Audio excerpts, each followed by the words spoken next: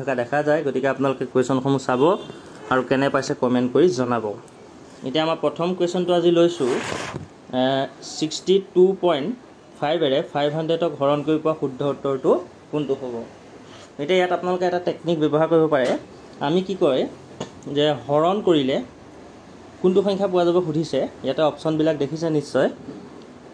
ইয়াত আমি এটা টেকনিক ব্যৱহাৰ কৰিব পাৰোঁ যে 62.5 লগত ইয়াৰ তলৰ কোনটো সংখ্যা ইনটু কৰিলে 500 হ'ব হেতু চাই দিলে আমাৰ উত্তৰটো ওলাই যাব তাৰ কাৰণে আমি এটা পদ্ধতি ইয়াত ব্যৱহাৰ কৰিলোঁ 9 এৰে কৰি চাইছোঁ 9 * 5 হলে 45 হয় 45 হলে এককৰ ঘৰত কি হ'ব 5 হ'ব 5 আছে আপনি 5 * 5 কৰিলেও এককৰ ঘৰত 5 এ থাকিব আকৌ 7 * 5 কৰিলেও এককৰ ঘৰত 5 এ থাকিব কিন্তু আমাৰ ইয়াত যেটো 500 সংখ্যা আছে এককৰ ঘৰত কি আছে 0 আছে গতিকে আমি এটো টেকনিকটো কি ব্যৱহাৰ কৰিম যে 8 ৰ লগত যদি আমি 5 পূৰণ কৰো 8 * 5 = 40 হ'ব গতিকে 40 হোৱাৰ লগে লগে ইয়াত 0টো থাকি গ'ল গতিকে এককৰ ঘৰতনো মিলি গ'ল গতিকে আমাৰ আৰু এটা সন্দেহ নাই ইয়াৰ শুদ্ধ উত্তৰটো হ'ব 8 ডাইৰেক্টলি কৈ চালেও হ'ব কিন্তু এটো টেকনিকো ব্যৱহাৰ কৰিব পাৰিব কেতিয়াবা ডাঙৰ সংখ্যা দি দিয়ে পৰীক্ষাত তেতিয়া এটো পদ্ধতি ব্যৱহাৰ কৰিব পাৰিব ইয়া পিছৰ অংকটোলৈ যাওঁ এটো অংক আপোনালোকে চাওক 15 জন বনুৱাই এটা কাম 30 দিনত শেষ কৰে তেন্তে 15 জন বনুৱাই কিমান দিনত কৰিব ইয়াৰ কথাটো হ'ল কি 15 জন বনুৱাক সময় লাগে 30 দিন এটা আমি প্ৰথমতে এটো কথা উলিয়াব লাগিব যে এজন বনুৱাক কিমান সময় লাগিব যেহেতু 15 জনক সময় 30 দিন লাগে গতিকে এজনক বহুত বেছি সময় লাগিব সেই কাৰণে আমি 15 লগত 30 টো ইনটু কৰিব লাগিব 15 লগত 30 ইনটু কৰিলে 450 দিন অৰ্থাৎ এজন ব্যক্তিয়ে যদি কামটো কৰিবলগীয়া হয় তেতিয়াহলে আমাৰ সময় লাগিব 450 দিন এতিয়া প্ৰশ্নটো সুধিছে যে 50 জনক কিমান সময় লাগিব তেতিয়া আমি কি কৰিব লাগিব এই 450 টো 50 এৰে হৰণ কৰি দিব লাগিব 50 এৰে 450ক হৰণ কৰিলে কেইবাৰ যাব 9 বাৰ অৰ্থাৎ আমাৰ শুদ্ধ উত্তৰটো হ'ব 9 দিন ইয়াত শুদ্ধ উত্তৰ হ'ল 9 দিন তলৰ কোনটো মৌলিক সংখ্যা এটা মৌলিক সংখ্যা চাবৰ কাৰণে আমি কি কৰিব লাগিব এনেকা ডাঙৰ ডাঙৰ সংখ্যাবিলাক দিয়ে মৌলিক সংখ্যা সন্দৰ্ভত মই আগতে কৈছোৱে আকৌ এবাৰ কৈছো যে মৌলিক সংখ্যা মানে হৈছে যিবিলাক সংখ্যা কেৱল একেহে হৰণ কৰিব পাৰি অৰ্থাৎ যিবিলাক সংখ্যাৰ উৎপাদক কেৱল 1 থাকে সেইবিলাককে সাধাৰণতে আমি মৌলিক সংখ্যা বুলি কওঁ আপোনালোকে মন কৰিব 161 ৰ 7 এৰে হৰণ যাব 343 কো 7 এৰে হৰণ যাব ঠিক তেনেকৈ 231 কো 7 এৰে হৰণ যাব মানে গুটেইকিটা এই সংখ্যাকিটা 7 এৰে বিভাজ্য কিন্তু 139 সংখ্যাটো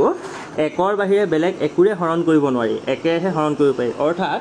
এই ইয়াত 139 টো হ'ব মৌলিক সংখ্যা ইয়াৰ পিছৰ অংকটোলৈ চাওক এখন গাড়ী প্ৰতি ঘণ্টাত 45 কিলোমিটাৰ অতিক্ৰম কৰে গাড়ীখনে 15 মিনিটত কিমান দূৰ অতিক্ৰম কৰিব ইয়াৰ কাৰণে আমি কি পদ্ধতি ব্যৱহাৰ কৰিম প্ৰথমতে আমি পালো যে ঘণ্টাত 45 কিলোমিটাৰ যায় মানে 1 ঘণ্টা মানে হৈছে কিমান 60 মিনিট অৰ্থাৎ 60 মিনিটত গাড়ীখনে অতিক্ৰম কৰে কিমান 45 কিলোমিটাৰ এতিয়া আমি প্ৰথমতে ইয়াত উলিয়াব লাগিব যে 1 মিনিটত কিমান অতিক্ৰম কৰে 1 মিনিটত গাড়ীখনৰ গতিবেগটো প্ৰথম উলিয়াম 1 মিনিটত গাড়ীখনৰ গতিবেগ উলিয়াবৰ কাৰণে আমি কি কৰিম 45ক 60 ৰে হৰণ কৰিম 60 ৰে হৰণ কৰিলো তাৰ পিছত আমাক বিচাৰিছে 15 মিনিট গতিকে ইয়াৰ লগত আমি কি কৰিম এতিয়া 15 টো পূৰণ কৰি দিম 15 টো পূৰণ কৰি দিয়াৰ লগে লগে 15 য়ে 60ক যাব 4 বাৰ 4 য়ে এতিয়া আমি 45ক কি কৰিব লাগিব হৰণ কৰিব লাগিব আৰু 4 য়ে 45ক হৰণ কৰি দিলে উত্তৰটো ওলাব 11.25 কিলোমিটাৰ গতিকে আমাৰ শুদ্ধ উত্তৰটো হ'ব 11.25 কিলোমিটাৰ এনে ধৰণৰ অংকবোৰ চাব এটো পৰীক্ষাত খুব আহি থাকে এটা নেক্সট এটো সৰল কৰা এটা দিয়া হৈছে সৰল কৰাত ইয়াত বদমাছ ফৰ্মুলা ব্যৱহাৰ হৈছে বদমাছ ফৰ্মুলাৰ অৰ্থটো হ'ল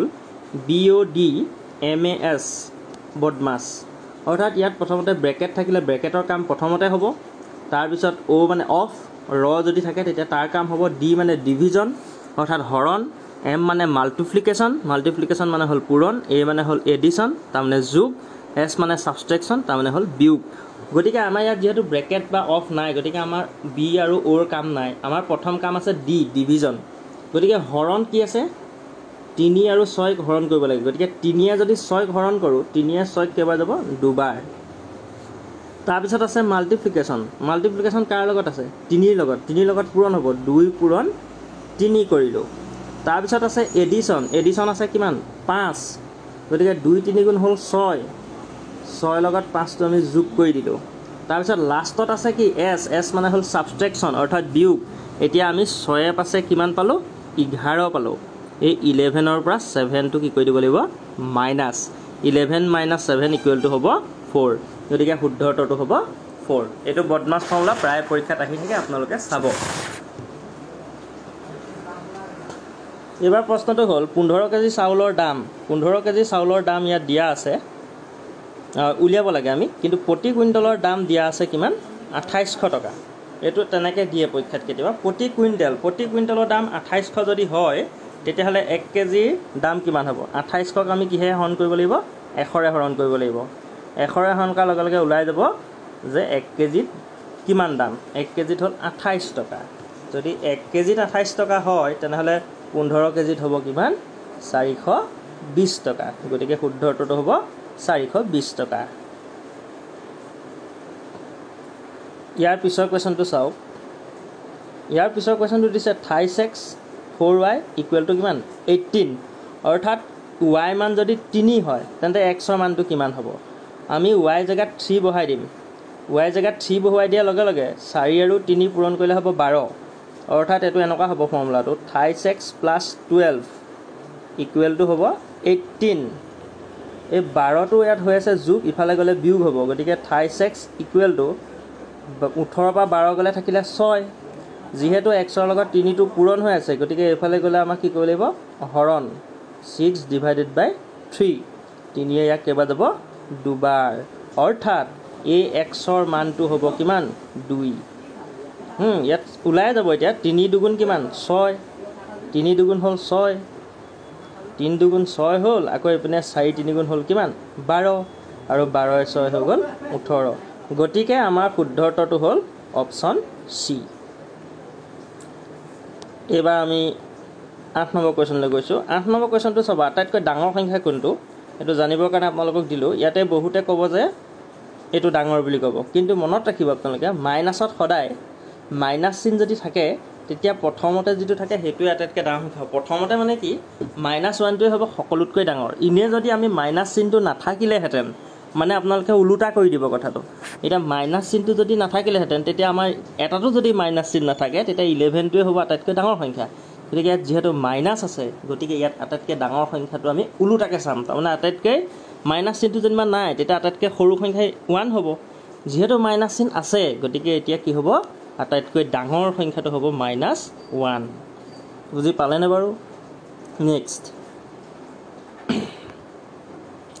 এই অংকটো চাব দেশৰ মুঠ জনসংখ্যাৰ 40% কি দিছে মহিলা মুঠ জনসংখ্যাৰ 40% আছে মহিলা আৰু জনসংখ্যাটো দিয়া আছে 7,45,53,495 7,45,53,495 তেতিয়াহ'লে ইয়াৰ 40% উলিয়াব লাগিব তাৰমানে সেইটো কাৰণে আমি কি কৰিম এই সংখ্যাটো যেটো দিয়া আছে সংখ্যাটো পাতি ললোঁ সংখ্যাটো পাতি লোৱাৰ পিছত তাৰ লগত আমি 40%টো পূৰণ কৰি দিব লাগিব কেনেকৈ পূৰণ কৰিম 100 ওপৰত হ'ব 40 গতিকে এটো ক্যালকুলেশনটো মই দীঘলীয়া হ'ব কৰি নাই দেখুৱা গতিকে ইয়াৰ শুদ্ধ উত্তৰটো হ'ব ইয়াত ভুলবশত শুদ্ধ উত্তৰটো থাকি গ'ল দিবলে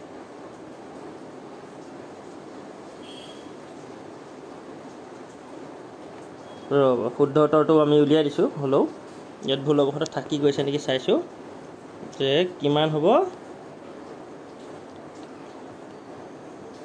এই শুদ্ধ উত্তৰটো থাকি গ'ল আপোনালোকে অংকটো তেনেকৈ কৰিব ইয়াত ননটোতে এতিয়া আমি ৰাইট দিব লাগিব কাৰণ শুদ্ধ উত্তৰটো ইয়াত অপচনত দেখা পোৱা নাই মহিলাৰ জনসংখ্যা কিমান একবাৰ কৈ দিছো কথাটো 74553,495 ৰ লগত আমি কি কৰিম 40% টো পূৰণ কৰিম তেতিয়া পূৰণ কৰাৰ লগে লগে যেটো উত্তৰ ল'ব উত্তৰটো মই কৈ দিছো 29,821,398 হ'ব ইমান গৰাকী মহিলা আছে এটো উত্তৰটো ইমান ল'ব ইয়াত অপচনত কিন্তু নাই ননটোত শুদ্ধ দিব লাগিব নন নেক্সট 10 নম্বৰ কোৱেশ্চনলৈ যাওঁ 10 নম্বৰ কোৱেশ্চনটোত কৈছে কি 233.03 পৰা কিমান বিয়োগ কৰিলে 78.65 পোৱা যাব কোৱেশ্চনটো এনেকৈ সুধিছে কিন্তু ইয়াৰ উত্তৰটো উলিয়াবলৈ একেবাৰে সহজ, এইটোৰ পৰা এইটো বিয়োগ কৰিব লাগিব, এইটোৰ পৰা এইটো বিয়োগ কৰি দিলেই হ'ল। এতিয়া বিয়োগৰ ক্ষেত্ৰত বহুতৰ এইটো কনফিউজ লাগে, এইটো আচলতে নজনা বুলি নহয়, মানে অংকটো কৰি নাথাকিলে বহুতৰ খেলিমেলি লাগে, মই সেইকাৰণেহে দি দিছোঁ পদ্ধতিটো। মানে একদম উজু কথাটো এনেকুৱা কৰিব লাগে, দশমিকৰ বিয়োগ বা যোগৰ ক্ষেত্ৰত কি কৰিব লাগে, দশমিকৰ তলে তলে আমি দশমিকটো পাতি ল'ব লাগে, আৰু দশমিকৰ তলে তলে পাতি ইয়াক আমি এনেকৈ বিয়োগ কৰিব লাগে, আৰু ইয়াক বিয়োগ কৰি দিলে উত্তৰটো ওলাব 154.38। গতিকে শুদ্ধ উত্তৰটো হ'ব অপশ্যন বি। তলৰ কোনটো সংখ্যা 3ৰে বিভাজ্য? এই কথাটো খুব গুৰুত্বপূৰ্ণ, এইটো এটা প্ৰশ্ন খুব গুৰুত্বপূৰ্ণ, প্ৰায় আহি থাকে। 3ৰে বিভাজ্য কথাটো খুব সুধি থাকে। 3ৰে বিভাজ্য হ'বলৈ হ'লে আমি এটা কামেই কৰিব লাগিব, বহুত ডাঙৰ সংখ্যা দিলেও আমাৰ কোনো প্ৰব্লেম নহয়, টেকনিকটো শিকিব লাগিব। 3ৰে বিভাজ্য কথাটো হ'ল এনেকুৱা, যিবিলাক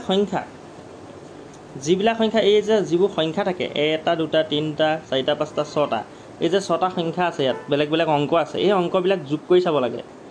অংকবিলাক যেতিয়া আমি যোগ কৰি চাম, অংকবিলাকৰ যোগফলটো চাব লাগে কিমান হৈছে। এইবিলাকত আপোনালোকে অংকবিলাকৰ যোগফলবিলাক কৰি চাব প্ৰত্যেকতে। মই অংকটো কৰি থৈছোঁ আগতে, সেইকাৰণে মই কওঁ যে এই চি অপশ্যনটোত, অপশ্যন চিত গোটেইকেইটা যোগ কৰি দিলে 21 হয়, আৰু এই 21 সংখ্যাটোক 3ৰে হৰণ যায়, গতিকে সেইকাৰণে এই যিটো ডাঙৰ সংখ্যা সেইটোকো 3ৰে হৰণ যাব। আকৌ এবাৰ মই তথাপিতো কৈ দিছোঁ যে আমি ইয়াত থকা অংকবিলাকৰ যোগফলটো উলিয়াই ল'ব লাগে। অংকবিলাকৰ যোগফলটো উলিওৱাৰ পিছত তাক 3ৰে হৰণ যায় নে নাযায় চাব লাগে। যদি 3ৰে হৰণ যোৱা সংখ্যা পাওঁ, তেতিয়া গোটেই ডাঙৰ সংখ্যাটো 3ৰে বিভাজ্য হয়। ইয়াত শুদ্ধ অপশ্যন চি। নেক্সট 12 নম্বৰ কুৱেশ্যনটো চাব। ইয়াত দিছে কি 5 3 4 7 8, 5 3 4 7 8, কিন্তু এই মাজত কি দি দিছে, এক্স দি দিছে। এতিয়া আমাক সুধিছে যে এই এক্সটোৰ ঠাইত কি সংখ্যা আমি যদি দিওঁ, ইয়াত কেইবাটাও সংখ্যা দি থোৱা আছে, কি সংখ্যা দিলে 3ৰে বিভাজ্য হৈ যাব সংখ্যাটো, কি সংখ্যা দিলে 3ৰে বিভাজ্য হৈ যাব। অপশ্যনকেইটাত চাব, আপোনালোকে এইটো অপশ্যন দিও চাব পাৰে, নহ'লে আৰু এটা পদ্ধতি আছে, আমি এই গোটেইকেইটা যোগ কৰি চাম। প্ৰথমতে 5 3 4 7 8, এই গোটেইকেইটা যদি যোগ কৰি দিয়ে 27 পাব। গতিকে 27ক 3ৰে হৰণ যায়, গতিকে ঠিকেই আছিলে, এক্সৰ জেগাত 0 বহালেও হ'লহেঁতেন, কিন্তু আমাৰ যিহেতু ইয়াত অপশ্যনত 0টো নায়েই, গতিকে আমি 3 বহাম। 3 বহালে কি হ'ব, তেতিয়া 27ৰ লগত 3 যোগ কৰিলে 30 হ'ব, 30কো 3ৰে ডিভাইড যাব, গতিকে ইয়াৰ শুদ্ধ উত্তৰটো হ'ব অপশ্যন চি। এইবাৰ প্ৰশ্নটো চাওক, এনেকৈ কেতিয়াবা দিয়ে 9 × m × 108, অৰ্থাৎ 9ৰ লগত m যদি পূৰণ কৰোঁ তেতিয়া 108 হয়, তেতিয়াহ'লে mৰ মান কিমান হ'ব? এইটোলৈ এইটোক হৰণ কৰি দিলে হ'ব। আমি যদি 9ৰে 108ক হৰণ কৰোঁ, হৰণ কৰোঁতে যিটো হৰণফল পাম সেইটোৱে হ'ব mৰ মান। গতিকে ইয়াত আমি হৰণফল পাম 9ৰে 12 বাৰ যাব, গতিকে ইয়াৰ উত্তৰটো হ'ব mৰ মান 12। কুৱেশ্যন নম্বৰ 14টো চাব, প্ৰথম 7টা পূৰ্ণ সংখ্যাৰ গড়। এই কথাটো প্ৰথমে আমি জানি ল'ব লাগিব যে পূৰ্ণ সংখ্যাবিলাক কিহৰ পৰা আৰম্ভ হয়। মনত ৰাখিব, পূৰ্ণ সংখ্যা সদায় 0ৰ পৰা আৰম্ভ হয়। গতিকে আমি কি কৰিম, এতিয়া 0ৰ পৰা যোগ কৰিম, 0 1 2 3 4 5, কেইটা হ'ল 1 2 3 4 5 6, আৰু এটা হ'ব 7। এই 7টা সংখ্যা হ'ল। এই 7টা সংখ্যাক আমি একাধিক ক্ৰমে কি কৰিম, যোগ কৰি ল'ম। একাধিক ক্ৰমে যোগ কৰাৰ পিছত আমি যোগফলটোক 7ৰে হৰণ কৰি দিম। যিহেতু আমাৰ 7টা বুলি কৈছে, গতিকে 7ৰে হৰণ কৰিম, যোগফলটো ওলাব আমাৰ 21। এই গোটেইখিনি যোগ কৰিলে 21 হ'ব, আৰু 21ক আমি 7ৰে হৰণ কৰিব লাগিব। 21ক যদি 7ৰে হৰণ কৰোঁ, উত্তৰটো ওলাব 3। গতিকে প্ৰথম 7টা পূৰ্ণ সংখ্যাৰ গড় হ'ব 3। ঠিক সেইদৰে আপোনালোকক প্ৰথম 7টা মৌলিক সংখ্যা দিব পাৰে, যৌগিক সংখ্যা দিব পাৰে, যুগ্ম সংখ্যা দিব পাৰে, এনেকুৱা কুৱেশ্যন কিন্তু পৰীক্ষাত দিয়ে। নেক্সট কুৱেশ্যনলৈ আগবাঢ়িছোঁ। এইটো এটা বৃত্ত সম্বন্ধীয় কুৱেশ্যন আপোনালোকলৈ আগবঢ়ালোঁ। বৃত্ত সম্বন্ধীয় কুৱেশ্যন, এটা বৃত্তৰ ব্যাস দিয়া আছে 14 চেণ্টিমিটাৰ। ব্যাস দিছে, মনত ৰাখিব, ব্যাস দিলে আমি ব্যাসাৰ্ধ উলিয়াব লাগিব, আৰু ব্যাসাৰ্ধ উলিয়াবলৈ আমি কি কৰোঁ, সদায় 2ৰে হৰণ কৰোঁ। গতিকে ইয়াৰ ব্যাসাৰ্ধটো আমি প্ৰথমতে উলিয়াই ল'লোঁ, ব্যাসাৰ্ধ ওলালে 7 চেণ্টিমিটাৰ। আৰু বৃত্তটোৰ পৰিসীমা মানে কি, এটা বৃত্ত, এইটো এটা বৃত্ত, এই বৃত্তটোৰ য'ৰ পৰা এইখিনিৰ পৰা ধৰি এনেকৈ গোটেই চাৰ্কুলটোত কিমান এৰিয়া আছে, কিমানটো মানে অংশ ই লৈ আছে, এৰিয়াটো এটা বেলেগ বস্তু দেই, এৰিয়াটো মানে কিমান ঠাই অধিকাৰ কৰি আছে সেইটো এৰিয়া বুলি কয়। আৰু ইয়াৰ পৰা আমি হিচাপ কৰি এনেকৈ যদি কেলকুলেশ্যনটো কৰোঁ ইয়ালৈকে, সেইখিনিক বৃত্তটোৰ পৰিসীমা বুলি কয়। পৰিসীমাক আৰু এটা শব্দৰে প্ৰকাশ কৰিব পাৰি, পৰিধি বুলিও কয়। গতিকে বৃত্তৰ পৰিধি উলিওৱা এটা নিয়ম আছে, ফৰ্মুলা আছে। ফৰ্মুলাটো হ'ল 2π × r। r মানে হৈছে ব্যাসাৰ্ধ, গতিকে ইয়াত r ৰ মান হ'ল 7। পাই মানে আমি জানো পাইৰ মান হৈছে 22/7। এই 2টো আছে, 2টো ইয়াত পাতি ল'লোঁ, আৰু লগতে ইয়াৰ যিহেতু r ৰ মান 7 পাইছিলোঁ, 7টো পাতি ল'লোঁ। 7এ 7ক আমি হৰণ কৰি দিলোঁ, কটাকটি গুচি গ'ল। 2ৰ লগত 22 পূৰণ কৰিলোঁ, 2×22 কিমান ল'লে? 44। গতিকে আমি বিচৰা উত্তৰটো হ'ল 44। আৰু ভিডিঅ' আপোনালোকলৈ আগবঢ়াম, ভিডিঅ'সমূহ চাই কেনে পাইছে কমেণ্ট কৰি জনাব। ৰাতিলৈ আকৌ আমি বেলেগ ভিডিঅ' আপোনালোকলৈ লৈ আহিম। ধন্যবাদ।